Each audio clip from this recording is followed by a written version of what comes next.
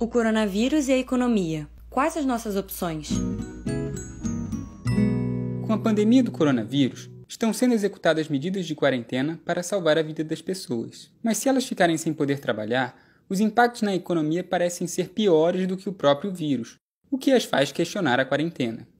Faz sentido essa oposição entre salvar pessoas ou salvar a economia? Vamos imaginar o que acontece com a economia se não fizermos a quarentena. Nesse caso, as pessoas continuam circulando normalmente. As lojas e empresas ficam abertas e as pessoas vão trabalhar. No início, poucas pessoas estão infectadas pelo coronavírus e apenas algumas precisarão ser internadas no hospital. Esse começo lento dá a impressão de que a doença vai se espalhar bem aos poucos e que não é algo sério. Podemos desenhar aqui um gráfico com o número de casos graves precisando de internação até agora. Enquanto isso, na economia, as pessoas estão recebendo seus salários e fazendo suas compras. Então parece que a economia vai bem. Podemos desenhar aqui um gráfico com o PIB do Brasil. Ele é a soma de todos os bens e serviços finais produzidos ao longo do ano e pode ser usado para medir se a economia vai bem ou mal. Com as pessoas mantendo o contato social, os especialistas do mundo todo estimam que a contaminação vai acontecer de forma muito rápida e em pouco tempo. Após um início tímido, a doença de repente está em todos os lugares e não para de se alastrar. Assim, o número de pessoas que precisam de internação aumenta muito rapidamente. Mas o número de vagas disponíveis nos hospitais é limitado, por mais que o governo invista muito na criação de novas vagas. Podemos desenhar no gráfico uma linha com a quantidade máxima de leitos disponíveis. Com os hospitais cheios, as pessoas começam a morrer pela superlotação do sistema de saúde, ou seja, pela falta de camas e aparelhos suficientes para tratar todos os casos graves ao mesmo tempo. Um estudo feito no Imperial College de Londres estima que, se não houver quarentena, o número de mortos no Brasil por coronavírus vai ultrapassar 1 milhão de pessoas. Enquanto isso, muitas pessoas doentes ou vulneráveis terão que se isolar em casa, ou precisarão cuidar de familiares doentes, deixando de trabalhar. Nessa situação, a maioria da população terá que economizar dinheiro e reduzir suas compras. Com a redução das vendas, muitas empresas vão ter prejuízos ou falir, e com isso seus funcionários perderão seus empregos. Sem salário, essas pessoas não conseguem comprar comida, remédios, pagar as contas, etc. Isso causa um efeito bola de neve, com a economia afundando cada vez mais. Esse cenário é muito complicado e leva ao caos social, com saques aos supermercados e pânico generalizado. A partir daí, não dá para imaginar o que vai acontecer se o Estado continuar escolhendo não decretar a quarentena. A verdade é que nenhum país se omitiu desse jeito até agora. Passado o pico de contágio, a previsão é de que as pessoas vão se recuperando da doença ou falecendo pela falta de internação hospitalar, e o número de casos graves eventualmente cai. Mas a consequência disso foram muitas mortes em vão, uma instabilidade social muito grande e um colapso econômico. Ou seja, não dá para salvar a economia deixando as pessoas morrerem. Agora, vamos imaginar o que acontece com a economia se fazemos a quarentena sem que o governo gaste o suficiente para socorrer as empresas e os trabalhadores.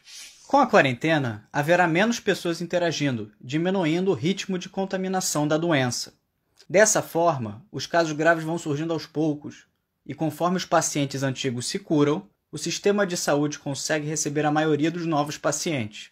A superlotação é pequena, a maioria dos doentes recebe tratamento adequado e muitas mortes são evitadas. Mas com a quarentena, todas as lojas irão fechar, a não ser aquelas que vendem bens essenciais. Ao mesmo tempo, a maioria da população só vai gastar com os produtos essenciais, cortando os outros tipos de consumo. Por esse motivo, muitas empresas podem falir, causando demissões e deixando trabalhadores sem renda. Para piorar, os trabalhadores autônomos e informais também ficarão sem fonte de renda, e tudo isso significa uma grande redução no consumo.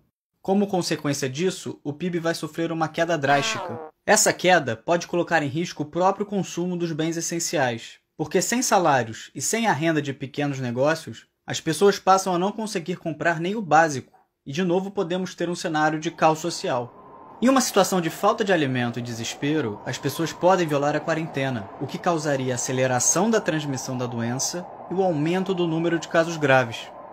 Dessa forma, uma quarentena sem políticas de apoio aos trabalhadores e empresários também leva ao caos social, onde a economia entra em colapso, o desemprego e a pobreza disparam e perde-se o combate ao coronavírus. Não dá para salvar as pessoas ignorando a economia. Agora vamos imaginar o que acontece com a economia quando fazemos quarentena e o governo toma medidas para salvar as empresas e manter a renda das pessoas. Como vimos, com as pessoas em casa e apenas os serviços essenciais funcionando, a contaminação é mais lenta e menos pessoas são internadas ao mesmo tempo, evitando as mortes por falta de internação. O número de casos graves sobe mais lentamente e só ultrapassa um pouco o limite de leitos. Ao mesmo tempo, o governo aumenta seus gastos e implementa políticas de auxílio à população. Com essas políticas, as empresas que suspenderam suas atividades podem pagar as contas e os salários dos funcionários, que conseguem comprar os bens essenciais durante a quarentena. Dessa forma, se mantém um mínimo de consumo e produção, e o PIB não cai tanto. O governo também pode dar auxílio aos trabalhadores informais e famílias de baixa renda, para que paguem suas contas e fiquem em casa.